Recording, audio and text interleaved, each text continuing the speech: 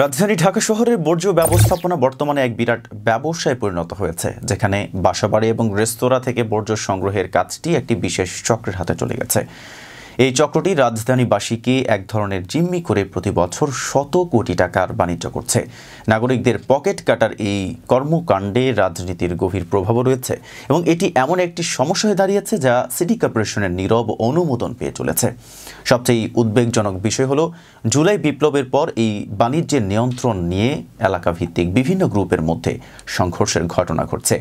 জুলাই বিপ্লবের আগে এই বাণিজ্য ছিল আওয়ামী লীগের সমর্থকদের নিয়ন্ত্রণে, তবে এখন তাদের অনেকেই এলাকা ছেড়ে চলে গেছেন বা কোণঠাসা হয়ে পড়েছেন। ফলে নতুন রাজনৈতিক গ্রুপগুলি বর্জ্য ব্যবস্থাপনা নিয়ন্ত্রণে নিয়েছে। জানুয়ারিতে গুলশানের ১৯ নম্বর ওয়ার্ডে যুবদলের নেতা আনিসের নেতৃত্বে একটি গ্রুপ স্বপন ক্লিনিং সার্ভিসের ভ্যান চালক সবুজকে কুপিয়ে জখম করে। এই হামলার পেছনে যারা ছিলেন তারা সবাই যুবদলের সদস্য বলে জানা গেছে এবং তাদের সাথে ছিল আওয়ামী লীগের আমলের সুবিধাভোগী কয়েকজন নেতাও। গুলশান বাড্ডা এলাকা এখন পুরোপুরি তাদের নিয়ন্ত্রণে চলে গেছে এবং প্রতিপক্ষের শাখা গ্রুপগুলো বেশিরভাগ সময় হামলার শিকার হচ্ছে। বাড়ি বা রেস্তোরাঁ থেকে বর্জ্য সংগ্রহের পদ্ধতি খুবই জটিল। ঢাকার সিটি কর্পোরেশনের কর্মীরা শুধুমাত্র সেকেন্ডারি ট্রান্সফার স্টেশন থেকে বর্জ্য সংগ্রহ করেন, কিন্তু বাসাবাড়ি বা রেস্তোরাঁ থেকে সরাসরি বর্জ্য সংগ্রহের ব্যবস্থা নেই। এই সুযোগে বেসরকারি গ্রুপ এবং প্রতিষ্ঠানগুলো নির্দিষ্ট ফি নিয়ে বর্জ্য সংগ্রহ করে। সিটি কর্পোরেশনের গাড়ি পরবর্তীতে এই বর্জ্যগুলো ঢাকার আশেপাশের ভাগাড়ে নিয়ে যায়। তবে এই বেসরকারি গ্রুপগুলোর ফি বেশ বর্ধিত হয়ে গেছে। একটি ফ্ল্যাট বা বাসা থেকে ময়লা বিল বাবদ ২০০ থেকে ৩০০ টাকা আদায় করা হয়, কিন্তু অভিজাত এলাকায় এর পরিমাণ আরও বেশি, প্রায় ৫০০ টাকা। গুলশান এলাকায় প্রতি মাসে প্রায় ৩০ লাখ টাকার মতো বর্জ্য বিল আদায় করা হয়।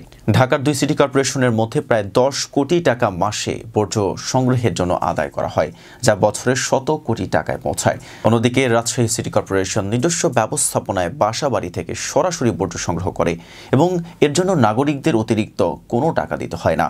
তবে ঢাকা শহরে এই চক্রগুলো সিটি কর্পোরেশনের নির্ধারিত মাসিক ৩০ টাকার বাহিরে গিয়ে কয়েক গুণ বেশি টাকা আদায় করে। দুর্ভাগ্যজনক হলেও সত্য যে ঢাকার ২ সিটি কর্পোরেশনকে প্রতি বছর ময়লার বিল আদায়ের ৩% পরিচ্ছন্নতা কর বাবদ দিতে হয়, আর গত অর্থ বছরে এই কর বাবদ প্রায় ১৫০ কোটি টাকার বেশি আদায় করা হয়। কিন্তু বাসাবাড়ি থেকে সরাসরি বর্জ্য সংগ্রহের জন্য সিটি কর্পোরেশনের তেমন কোনো ব্যবস্থা নেই। এ কারণে রাজনৈতিক দলের নেতাকর্মীরা এই সুযোগ নিয়ে বর্জ্য সংগ্রহের ব্যবস্থাপনায় লিপ্ত হয়ে আধিপত্য কায়েমের দণ্ডে লিপ্ত হচ্ছে। সিটি কর্পোরেশনের কর্মকর্তারা বলছেন, আইনগতভাবে তাদের বাসাবাড়ি থেকে সরাসরি বর্জ্য সংগ্রহের অধিকার রয়েছে, তবে তা যথাযথভাবে প্রয়োগ করা হচ্ছে না। ঢাকা শহরের বিভিন্ন এলাকায় বাসিন্দারা চান যে স্থানীয় বাসিন্দাদের মতামত নিয়েই বর্জ্য সংগ্রহের ফি নির্ধারণ করা উচিত। বর্তমানে ঢাকার ২ সিটি কর্পোরেশনের অন্তর্ভুক্ত প্রায় ৩ শতাধিক বেসরকারি প্রতিষ্ঠান নিবন্ধিত হয়েছে, তবে এসব প্রতিষ্ঠানের কার্যক্রম নিয়ে কোনো পরিষ্কার নীতিমালা নেই। এই নিবন্ধিত ও অনিবন্ধিত প্রতিষ্ঠানগুলো মিলে ঢাকায় বর্জ্য সংগ্রহ করছে এবং এই পুরো ব্যবস্থা রাজনৈতিক দলের নেতাকর্মীদের দ্বারা নিয়ন্ত্রিত হচ্ছে। বাংলাদেশ রেস্টুরেন্ট ওনার্স অ্যাসোসিয়েশনের হিসাব অনুযায়ী রাজধানীতে ৭,০০০ রেস্তোরাঁ রয়েছে এবং প্রতিটি রেস্তোরাঁ থেকে বর্জ্য সংগ্রহ বাবদ মাসে অন্তত ২,০০০ টাকা আদায় করা হচ্ছে।